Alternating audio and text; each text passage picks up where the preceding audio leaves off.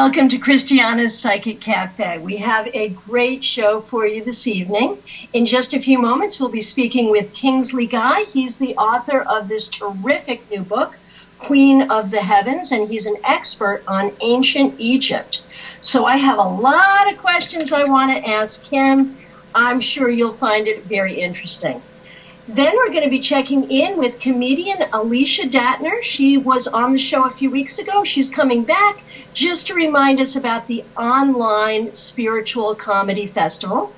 And then, as promised, I will be taking your calls for psychic readings. So, get a cup of tea, get ready to enjoy the cafe. Think about what you're going to ask when you call in for your reading toward the end of the show. And now, let's say hi to Kingsley Guy. Hi, Kingsley. How are you? I'm great. How are you doing, Christiana? I am terrific. I thank you so much for taking some time to be at the cafe with us tonight. Well, it's my pleasure. Okay, so I have a lot. I actually, usually I have to say when I do an interview, I just wing it. I like to have a conversation. I have a whole list of questions for you today. So, all right, go ahead, shoot. Well, you know, you have a really interesting background. You've written this great book, which I have actually read and really, really enjoyed, and we will be talking about that today. But I'd like to actually start talking about your background as a journalist. Tell us something about your newspaper career. Oh, it's been a long one. I'm hesitant to say how long. I began as a copy boy back in the dark ages of newspapers with the New York Times, and I've been in it all my life. I was the editorial page editor of the Sun Sentinel for 23 years. I worked for the newspaper for 30. I retired about 6 years ago, and now I'm writing freelance columns for the newspaper. There's certain times it's time to move on in life, and 6 years ago I said it's time to move on. So I left on very good terms and still do write for the newspaper.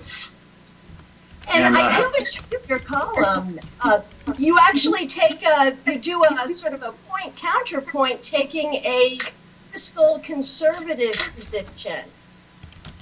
Yeah, fiscally, I do it with a fellow named Stephen L. Goldstein, and I actually hired him to write a column for the Sun Sentinel back when I was the editorial page editor, and I also write my own column on Sundays. But every other Friday, he and I get together and we go head to head on various issues, and it's a lot of fun. And it actually is one of the more popular features of the editorial page of the Sun Sentinel. I did a talk the other day on Egypt and did a book signing, and boy, everybody who came up, they always mentioned that the dueling columnists, Kingsley Guy and Stephen Goldstein. So it's been a lot of fun for the last 6 years. I have read a few of those, and I really do enjoy them. Now, when you were working full-time with the Sun Sentinel, you had opportunity to meet a lot of interesting people. Off the top of your head, share with us one head of state, famous person, someone we've all heard of that you had an opportunity to meet. Mikhail Gorbachev over in Moscow. I was there with a few other journalists, and we were able to get a meeting with Gorbachev. He was no longer the president of the Soviet Union or of Russia. But he had operated his foundation, and we had an opportunity to sit down with him. We thought we'd talk for about 15 minutes, but instead he came in and we talked with him for an hour and a half, and it was one of the most fascinating hour and a halves of my life. Here was a man who made history. The fact that he was where he was when he was changed the course of the 20th century, and eventually led to, we hope, a saner system of government in Russia, and what were then its satellites. But it was a fascinating hour and a half. He was a man that he came along at the right time. Now, most Russians don't really appreciate him as much as I think a lot of Americans do, but he was a person who came along at the right time and changed history. And we got an hour and a half of history lesson from a man who made history. It was fascinating. Wow. That's phenomenal. So in all of this, when did you first become interested in ancient Egypt? Well, I was always interested in Eastern metaphysical thinking. I was a student in the Far East back in college, and I traveled through Asia. I've been to India a couple times. Always fascinated by East Indian culture and Asian culture. But in 1997, the newspaper sent me to Israel and the West Bank, Jordan, to do some coverage of what was going on in the Middle East. And I had a little vacation time left, and I said, hey, I'm over here. I think I'm going to go to Egypt. So I went to Egypt and fell in love with the country, and I just absorbed its history for the next few years, and went back for a research trip on this book, and had which confirmed some of my thoughts about ancient Egypt, that second trip in particular. And so it was 1997 that the initial spark was lit in me, and I spent very much time the next few years studying the history and then writing the book after that. Very, very time consuming writing the book, considering I was also working full time as a journalist at the same time. So, but that's how it all started. Mm-hmm. Tell me, when you went to Egypt the first time, tell me something that was different than what you expected, something that surprised you. Something that was different than what, well, I think standing, I don't know that it surprised me, but it was just a couple times I had these feeling of, wow, I am in the middle of something special. One was standing at the base of the Great Pyramid and realizing that the time between when it was constructed and the beginning of the Common Era, the time of Augustus Caesar, the time of Jesus Christ, the time of the height of the Roman Empire, that was the time the pyramid was built, and that time was nearly half again longer than that time to the present. And it just gave me a sense of antiquity, a sense of age, a sense of awe that has stayed with me, and particularly when you look at the pyramids, just phenomenal architectural achievements that were done in an age of Bronze Age tools. It wasn't until 1889 in the construction of the Eiffel Tower that humankind built a structure taller than the Great Pyramid. Just absolutely amazing. And another time I was up in Luxor, modern-day Luxor, which to the ancients, well, the Greek name for it was Thebes, but that's much of the book takes place in and around Thebes. And that's the site of the center of the New Kingdom spirituality. But when you say New Kingdom, the New Kingdom was the time that my book is set, but the New Kingdom took place 1,000 years after the construction of the Great Pyramid, and it took place 1,300 years before the Common Era, 1,000 years before Alexander the Great. And I just struck again by the antiquity, and looking out from the temples of Temple of Karnak and the Temple of Luxor, just looking out from them, just a sense that we haven't really progressed that much when it comes to our knowledge of our place in the universe, when it comes to our spiritual knowledge, when it comes to our spiritual understanding. Certainly we've grown leaps and bounds in technology, but in regards to other aspects of the human experience, I don't know that we've advanced at all. In fact, I sensed we regressed, which was one reason I opted to write the book the way I wrote it. I have a couple of questions that just sort of inspired. First of all, though, I've not heard the term New Kingdom before. Can you explain that? Yeah, now, the pharaohs, or Tuya, the young girl who becomes queen in my book, didn't wake up and say, oh, it's great to be a queen in the New Kingdom. This is a construct of modern-day historians and archaeologists. But the length of Egyptian history was so great, of dynastic history, lasted from about 3200 BCE to the death of Cleopatra in the time of Caesar and Mark Antony. but 3,200 years is so vast that I think convenience sake, more than anything, historians have divided it up. The Old Kingdom, with the Kingdom of the Pyramids, that was about from 3,000 to 2,400, 2,300 BCE. Then the society completely collapsed. The first intermediate period collapsed totally. We don't know much about that, but it lasted 200 years. And then it came up again in what's known as the Middle Kingdom, which lasted until it fell to conquering armies. But then Egypt rose again into the New Kingdom about 1550 BCE, and that New Kingdom lasted probably till about 1100 BCE, and then you had the what's known as the late period, and then you had the Greco-Roman period when Alexander the Great came, and then Caesar came. So the history of Egypt is just so long that, like I said, it's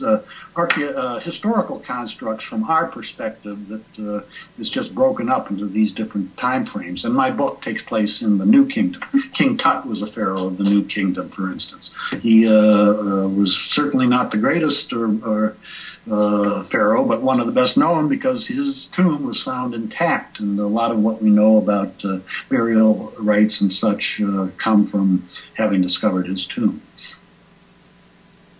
I'm going to ask a speculative question. Mm-hmm. One of the things we all wonder is actually how were the pyramids built? I've heard theories, everything from space aliens to instruments that actually use sound to lift the big stone. Speculate for us. How do you've been there, you've seen them, you've written about them. How were the pyramids built? Well, first of all, they weren't built with slave labor. That's a misconception that has come out of Hollywood. Pyramids were built by free labor, probably people who were farmers. When the river flooded, they would work on the pyramids. Couldn't do any farming, so they'd come work on the pyramids. Probably had full-time people building them as well, but it was not slave labor. My feeling is this: there's a lot we don't know. You look at some of the statistics. I think there's 2.5 million blocks weighing about a ton each in the Great Pyramid, which were set one stone every 1.8 minutes for 20 years. You look at the passages in the Great Pyramid to the burial chamber, 350 feet long, deviates from straight by a 1/4 inch. You look at the 13.5 acres on which the Great Pyramid sits, and it has been so carefully laid out and so carefully crafted that it's only off from one end of the base to the other by 2 inches. They were working, like I said, with Bronze Age tools and created something that we cannot create today.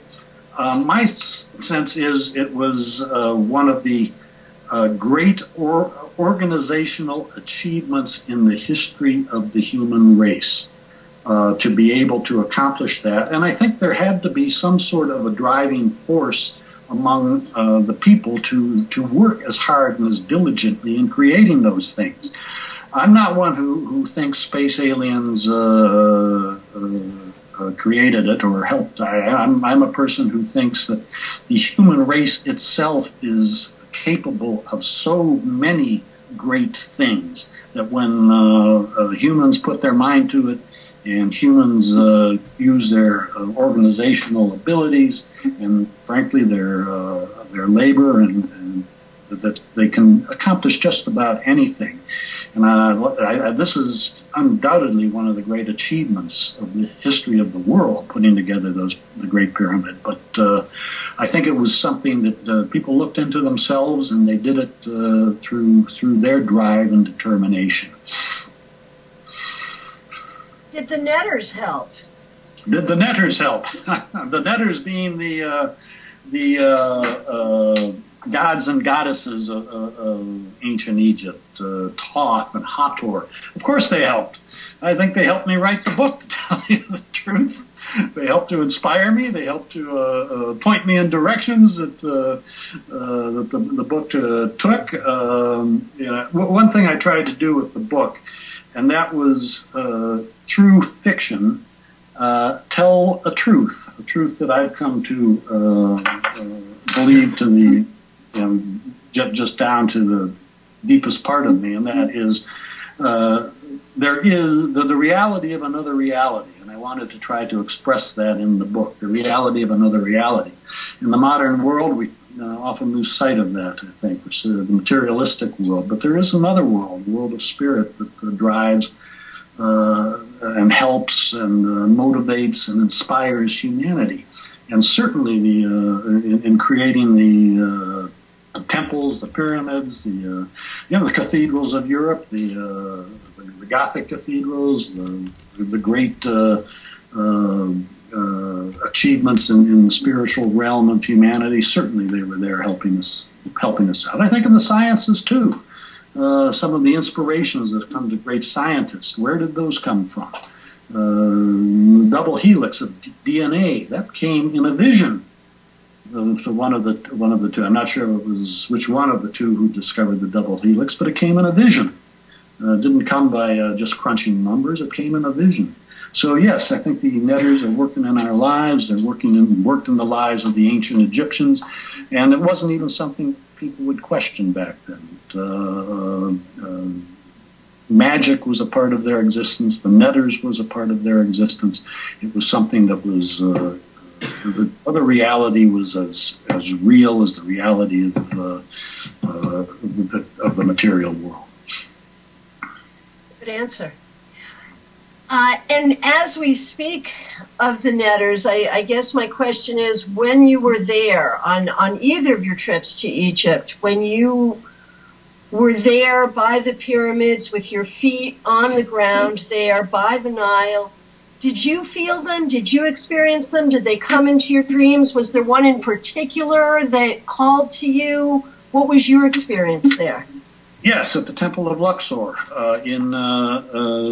which is not near the pyramids, it's south of the pyramids, in Upper Egypt. It's interesting, it's divided between Upper Egypt and Lower Egypt. Upper Egypt is actually to the south of Lower Egypt because the Nile flows from south to north, one of the few great rivers that does. So, but in Luxor, ancient city of Thebes, at the Temple of Karnak, standing by a statue of Ramses II. Yes, I was overwhelmed by, I'm not sure what, but just absolutely overwhelmed by the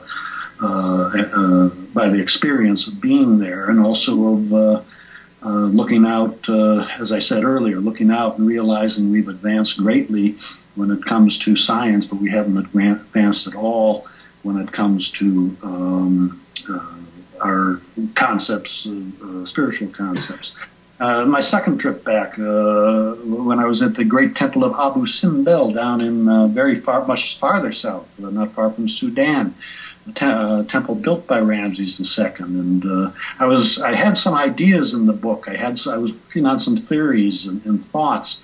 And my second trip, I was hoping to verify some of these. And within this temple, a guide showed me a picture, a painting on the wall of Ramses the Great, standing behind and above Horus and Set, the god of order and the god of disorder, bringing the two together, standing above and beyond the pairs of opposites. And it was like, wow, here is what I'm writing about, and here I see right on the temple wall verification of what many of my thoughts were.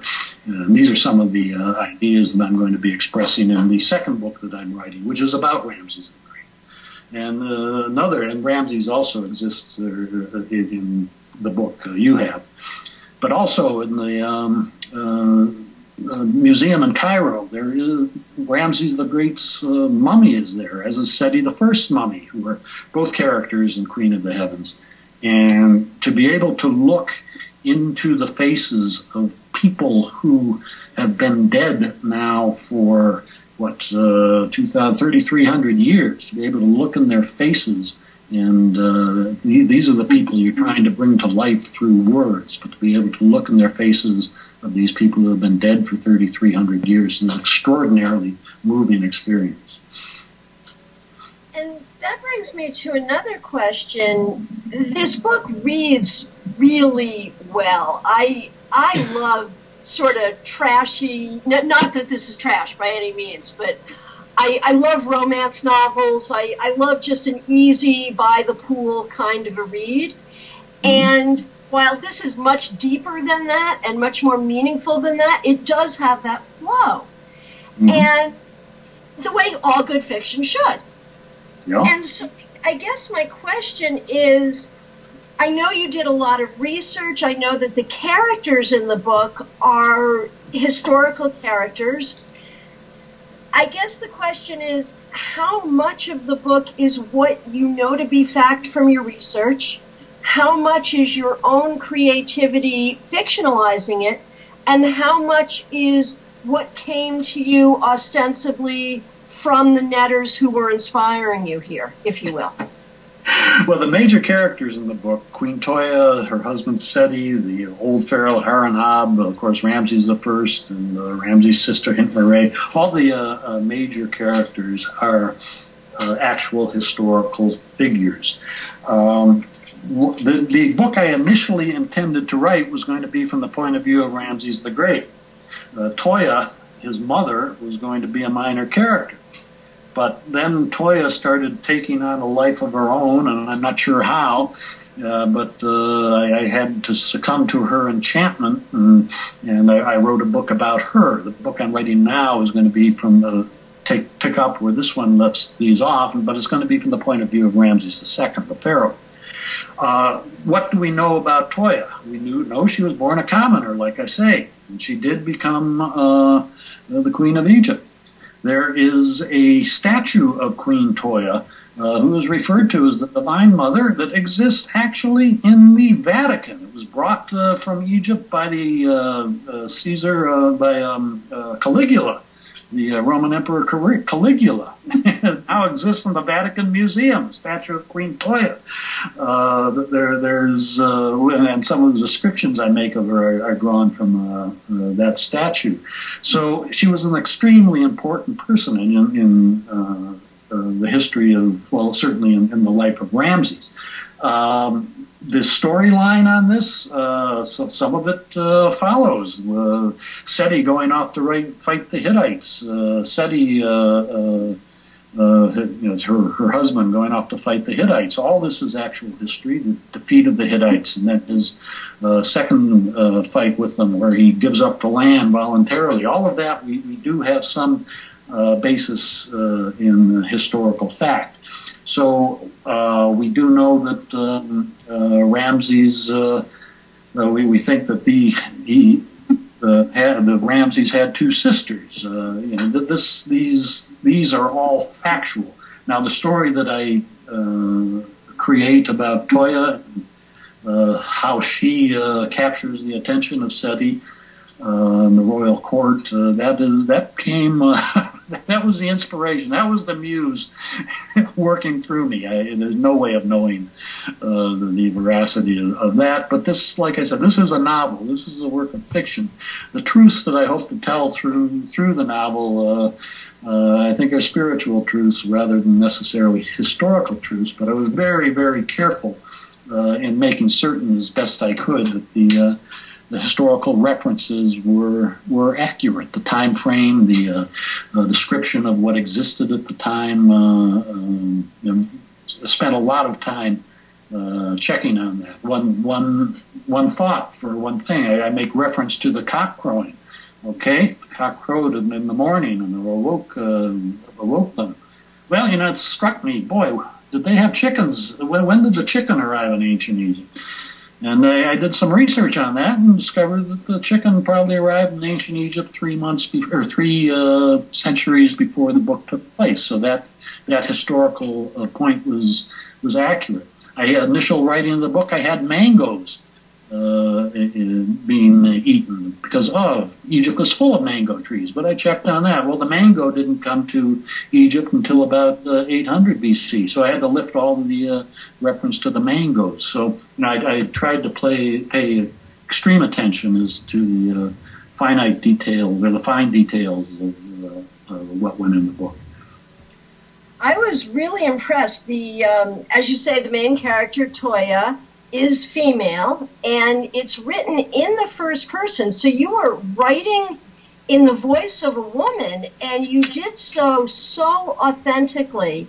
There was never a time, and so often when I read books written by men in the voice of women, I'm thinking, a chick would never do that. It just wouldn't happen. Not in Egypt, not here, not anywhere. But there was never a time when I felt, even you were describing, really intimate things with her husband and her children.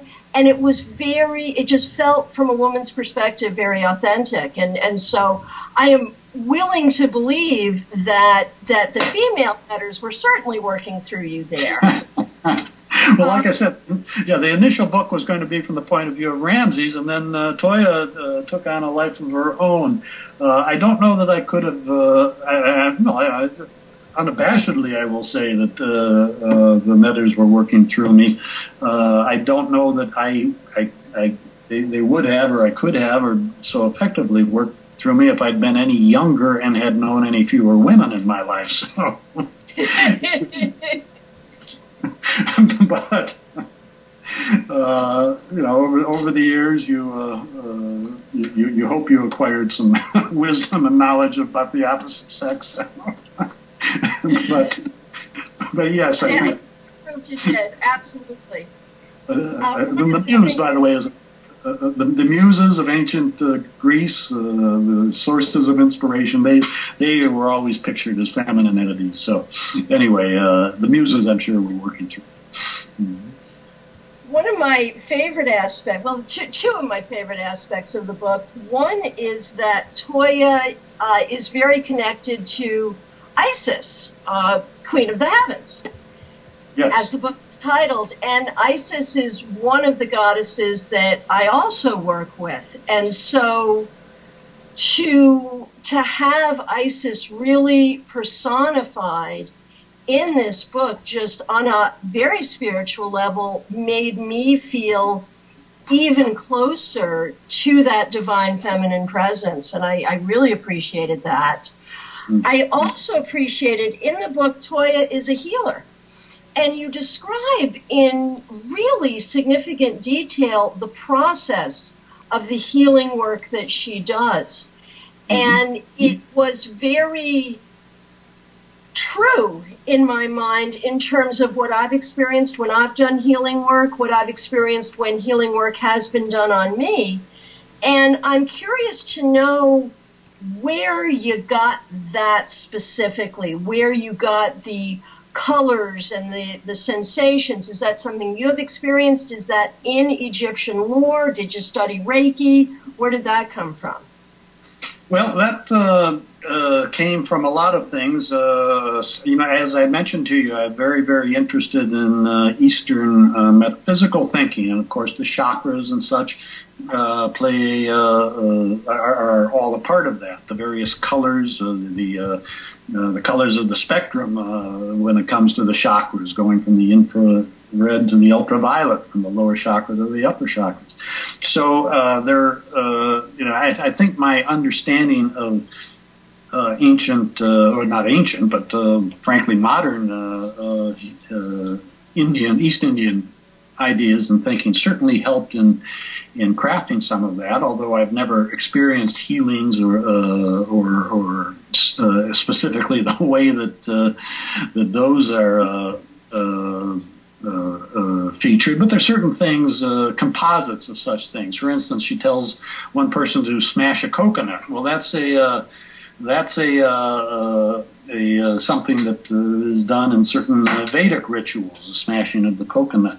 One of the things that I was struck by when my first arrival in India, or in Egypt, and like I said, I knew Indian culture very well. I practiced yoga for years and years and years. I know the philosophy and have an understanding of the direct experiences that can come from meditation and chanting and such things.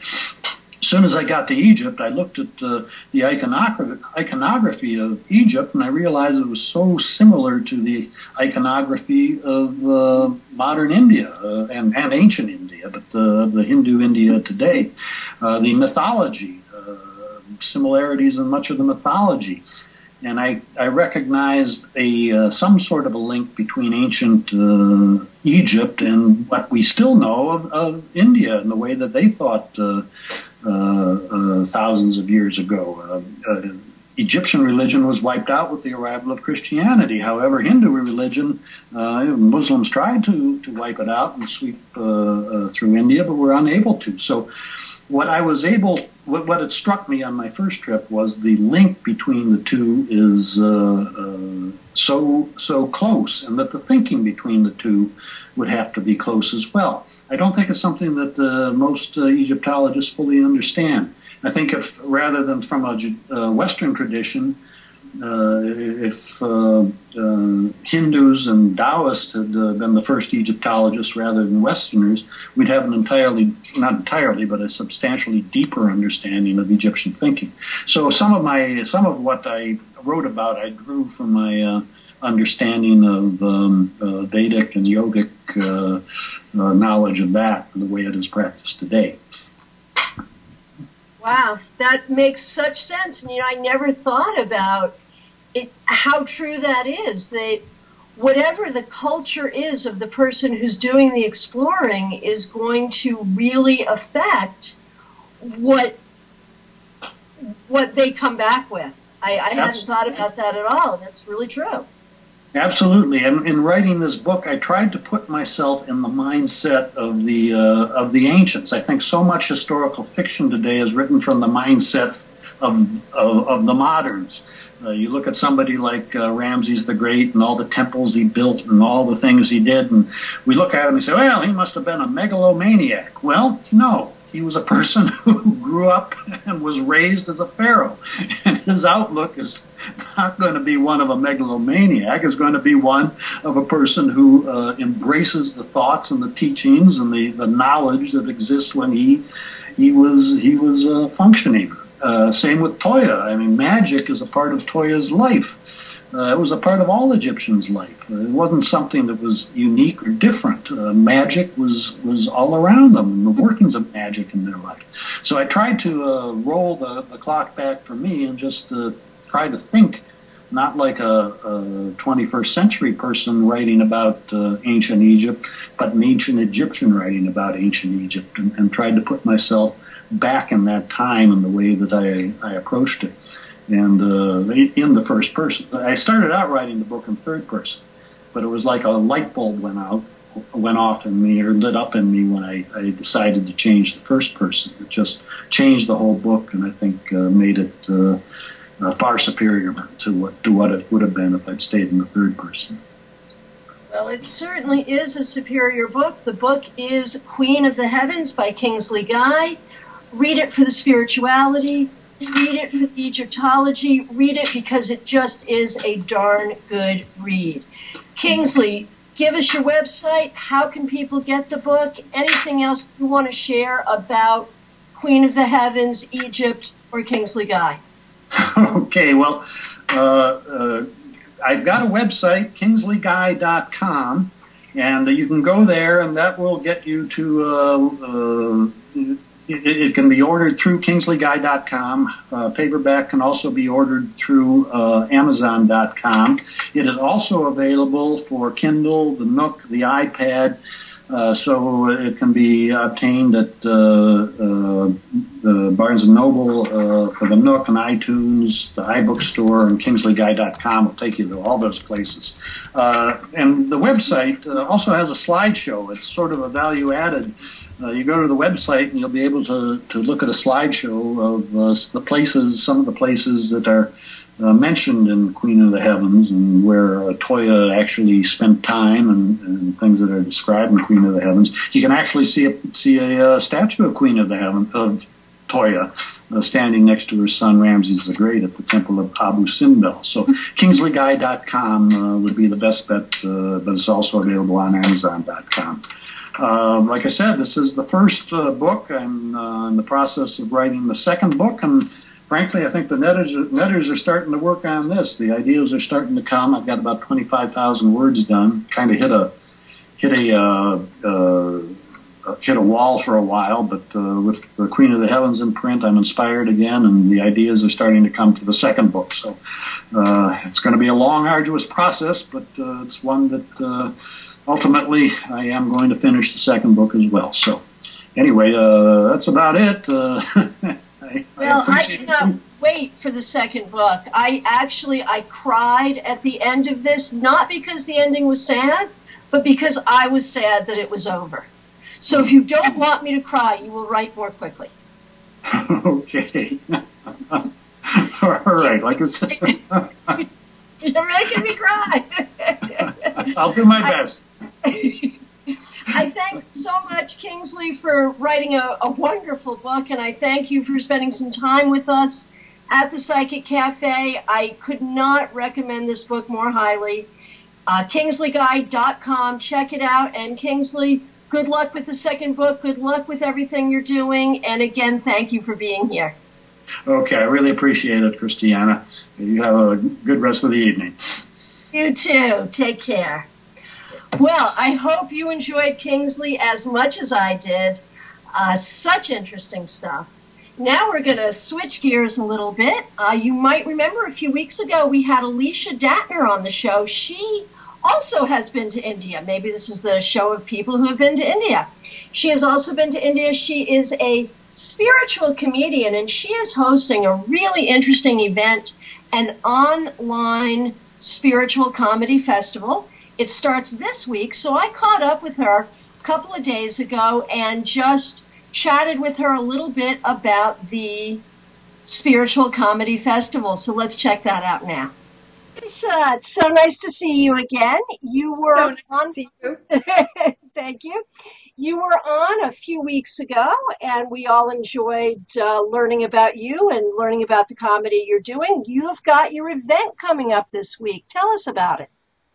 It's called the Spiritual Comedy Festival, and it is an 8-week extravaganza of laughter and wisdom and all sorts of different people bringing their very unique brand of spirituality and humor together. Okay, and first of all, when does it start? It starts January 29th, Tuesday at 3 p.m. So in just a couple of days. Yeah. And what do people need to do to sign up? All they have to do is go to spiritualcomedyfestival.com. It's free, and they can just put their email and their name in there and click and say, yes, I want to be part of it. And you'll start getting information about how to access it, and you can get it either on the telephone or on the computer.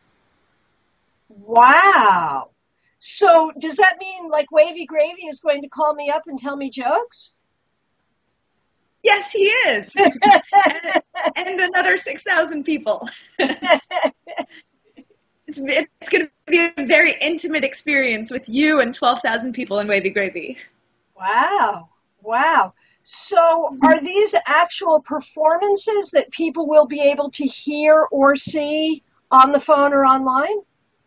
They will actually be interviews. So I think of it as kind of part interview, part comedy darshan. And so people will be sharing a lot of their humor and, their material from different shows that they've done, and also a spontaneous sort of outpouring of comedy that will arise out of the interviews. And there will even possibly be moments where we take some callers and people share, a question or something that they want to hear from the speakers. Wow, now you are the host of all of this. And what do your duties entail? Essentially producing and creating the festival, making sure that everybody's happy, and making sure that everybody's happy. Okay, and if I'm not happy, what should I do? You should listen to more of the festival. Okay, and tell us once again what we have to do that. All you have to do is go to spiritualcomedyfestival.com and type in your name and your email there and say yes. All right, say yes to Alicia, say yes to spiritual comedy. Alicia, this is such a great project. I'm so excited for you, and I thank you so much for being here to share it with us. Thank you so much, Christiana. Thanks for letting people know about it. It is my great pleasure. Okay, well, so starts Tuesday. All you have to do is go to spiritualcomedyfestival.com and sign up. I signed up. You should sign up too. Well, full moon. We had a full moon last night, and I hope everyone enjoyed it. I don't know what you do for the full moon. I always, at the very least, will acknowledge its presence. I do like to do ritual on the night of the full moon. So I thought at this point, first of all, we're now going to open the phones for psychic readings, and it's always great to get a reading on or near the full moon. I'm not saying I'm not a great reader all month long, but you know, the full moon is a very powerful time, so take advantage of it. If you have a question, anything at all you'd like to know, including what does the universe want me to know, all you have to do is call 615-692-1262, and I'll answer your questions. And in the meanwhile, I wanted to talk a little bit, in honor of the full moon, I wanted to talk a little bit about this tarot card, the moon. The moon is one of the trickiest cards in the tarot deck. And depending on what books you read, if you read an older tarot book, you will get a description of this card having to do with treachery and having to do with hidden enemies. If you read a more modern tarot book, this card is all about spirituality. It's all about our dreams, our visions, our ability to do magic. And so you wonder, you know, that's quite a jump between treachery and hidden enemies and our magic and coming into our power and following our spiritual path. How the heck did that happen? I have a theory. When people first started looking at tarot in a divinatory sense, there was still a lot of concern about witchcraft, about feminine power. The moon is a feminine card. The moon has always been feminine and has always been the sign of feminine magic.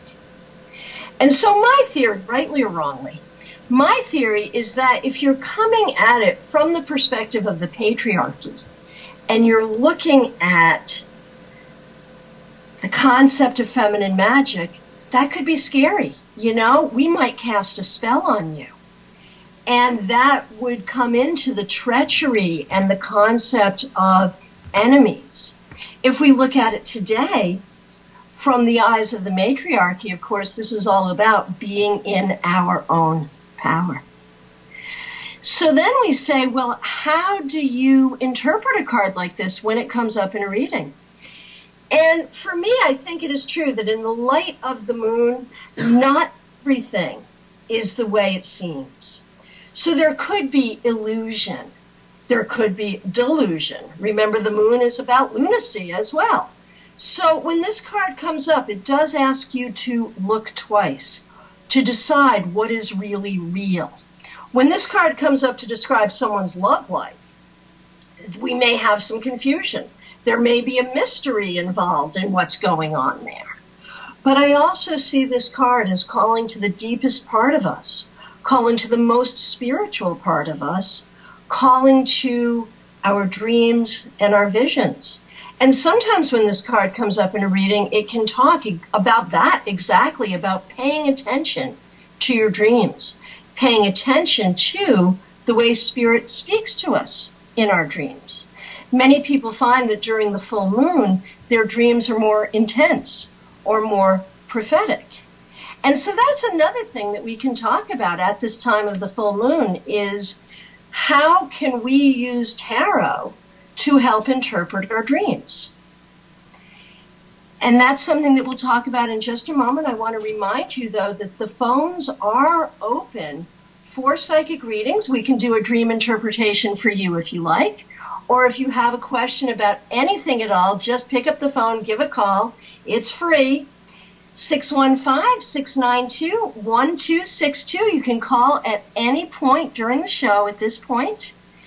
And while while people are getting their questions ready, and I hope you are, we can talk about how to use tarot to interpret dreams. I do want to check into the chat room. And Joanne has a comment about the moon. She says the moon can light your path through the darkness. And when we look at it that way, we really do see the moon as a spiritual helper. Joanne says the moon is one of her favorite cards, and I think a lot of us feel that way, although I would say 50 years ago, that might not have been the case.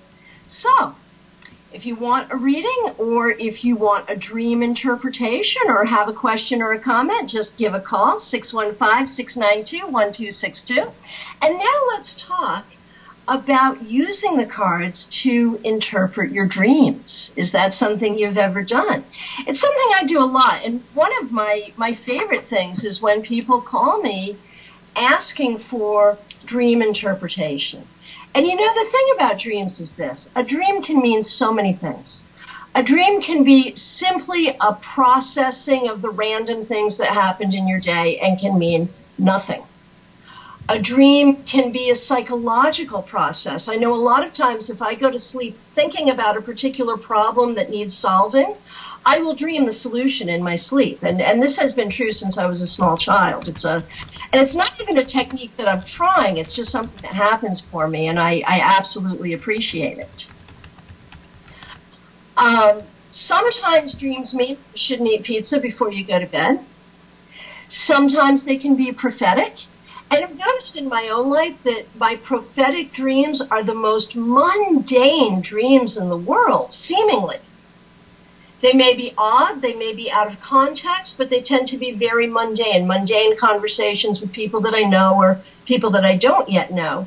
It is only when those things start happening in my real life that I recognize that that was a prophetic dream for me. Now, Anita says in the chat room, you can ask for insights and incubate lucid dreaming. That's absolutely right. And that would be like what happens for me, only actually asking for it and really preparing yourself for it. And it could be that the answers you get there would be much. Now, what about dreams that are messages from spirit? Dreams that are sort of deep psychological, say recurring dreams, where we keep on trying to work out particular problems. These are dreams that are perfect for tarot interpretation. And the way to do this is to create a specific tarot spread for the dream. This is how I do it. I'm sure there are other ways as well. And actually, there's a question in the chat room. What does it mean for your dreams to become very, very detailed? I assume that means that you're remembering colors, that everything is in a sharp focus, and that there are very specific details. It says, well, that's when you're approaching lucidity in your dream. This is actually coming from Yeti. So, Yeti, why don't you talk to me here? Smells, colors, specific people. Is this something that's happening to you? Yeah, just recently, within the last couple of weeks, my dreams have gone from being, like you said, very mundane. I don't want to say average dream because no dream is average, but to being very, very detail-oriented and very exact, specific locations. Very, like, you not only remember the place, you remember the pattern of the bricks, the color of the bricks, the color of the mortar, that kind of specific. I mean, it's been very, I don't want to say unnerving, but it's been interesting the last couple of weeks when I do dream.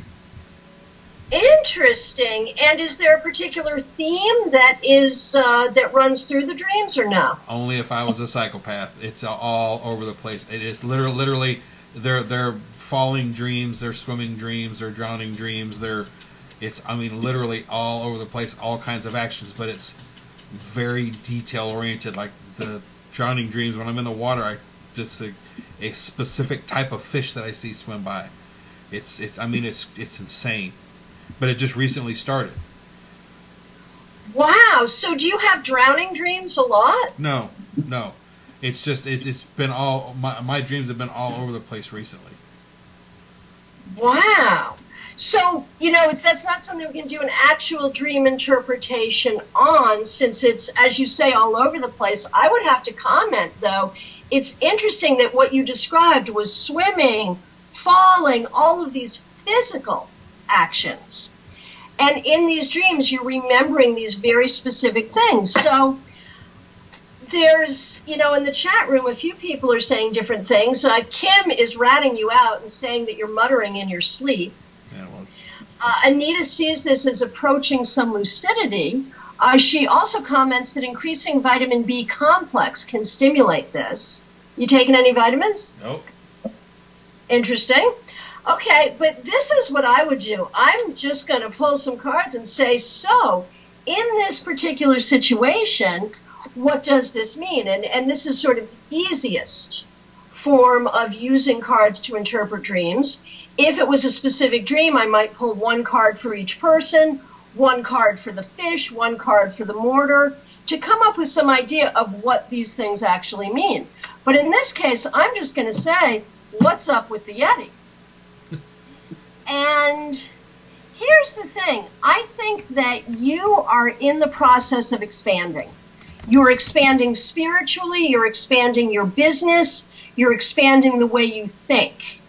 You are taking things that were small parts of you at one time and letting them become bigger. And this is both scary and rewarding. You're definitely in uncharted territory in some ways for you and maybe for people in general in many ways. And I think that accounts too for the swimming and the falling and the being all over the place, because in your life right now it seems like you are just pushing every boundary and pushing out of your comfort zone and doing a lot of things that are new and different for you. What do you think? Yeah, that describes it pretty close. Yeah, and that's just what came up in the cards. So there's a good example of that. And there's some interesting questions here in the chat room. Of course, there's a question of whether you're on any medications. Apparently not. Alejandra says that she has not been remembering her dreams at all. And this is an important thing to note. We all dream. But sometimes we remember them, sometimes we don't. And so there's a question there, too, which is, what does it mean when you don't remember your dreams at all? And I'm sure that there are some more medical reasons for this, but I pulled some cards for you, Alejandra, and what comes up is that the work that you are doing in your sleep, in dream time, is so deep that you don't even know about it. You are doing some healing, you are doing some coming to understanding kinds of stuff, and as the deepest part of your subconscious comes to understand what's going on, it'll tell the rest of you, and then you'll start remembering your dreams again. So that's what I think's going on there too. Now, Joanne had asked the Yeti about the water, and the water is clear and blue, and of course he can see the fishies. Let's see, Anita says astral activity, you're having spiritual learning in your sleep. There you go. Now, and so that's what we see in the chat room. And again, the phones are open. We're here for another few minutes. And the number is 615-692-1262. What would you like to know today? I will answer questions on anything at all. You can also chat them into the chat room if you'd prefer. And now... Yeti says, Joanne had asked the Yeti if he was feeling overwhelmed right now with business life or activities, and Yeti said not overwhelmed but floundering. And of course, I'm laughing at the pun there, since he's dreaming about being with fish and he's floundering. See, okay, was that an intentional fish pun? I ask you. No, it wasn't intentional. Okay, so again, when we talk about working with dreams and tarot, the important part is to really go into that sort of a reading, and you can do this for yourself. Oh, here's a question. Val wants to know what cards I pulled to get that. And you know what I didn't say? And the only one I remember is the Four of Pentacles reversed. And you know, the Four of Pentacles is like, let me hold all my pentacles really close. But then it's when it's reversed, the pentacles can really come out of the box. And that's where I got that concept of pushing out of the box. And now there's all kinds of fish jokes going on in the chat room, and one from Anita. And I do want to let you know, Anita is going to be on the show with me next week. Next week, of course, Super Bowl Sunday, and Anita has agreed to spend it hanging out with me on the show. So maybe, I don't know, this is the anti-Super Bowl party at Christiana's Psychic Cafe. The TV will not be on. But if you want to have your TV on and still come and check in what's going on at the Psychic Cafe, Anita is one of the most well-versed people I have ever met on just about everything. Tarot, all kinds of divination, astrology. She has a new radio show that she wants to tell us about. She's also an artist, you know, just a whole lot of stuff. So we're going to have some fun making fun of the Super Bowl next week. Well, I don't know how much we're really going to be making fun of the Super Bowl, but we will be talking about metaphysics. We might be talking about how to use tarot to predict sports outcomes, which is actually something I'm quite good at, even though I don't care about sports. Maybe that's the key. You can't care about it. That's the whole thing. Yes, Val says Tarot Bowl. Yes, that's exactly what it's going to be. Come here and watch Tarot Bowl. Well, that came originally from the Yeti. Yes, that's what it's going to be. So, my challenge for you in the upcoming week is, if you have a dream that's interesting, that you feel like needs interpretation, and that's always a question. When does a dream need interpretation? A dream needs interpretation when you think it does.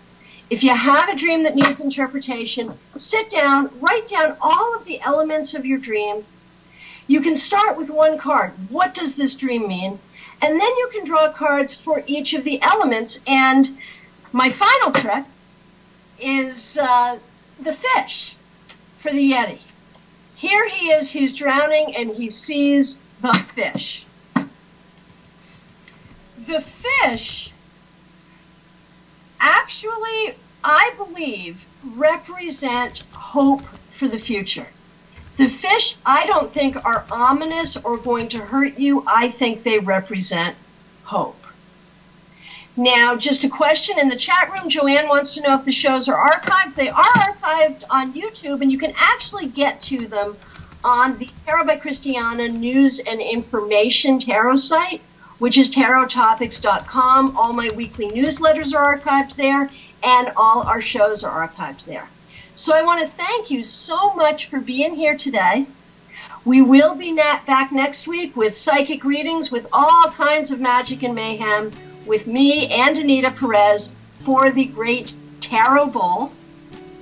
And I want to thank Kingsley Guy for being here with us today. And once again, I do want to encourage, I was going to hold it up, but now I can't find it. Here it is. Queen of the Heavens by Kingsley Guy, one of the best books I've read in a long time. And thank you all for being here tonight on the Psychic Cafe.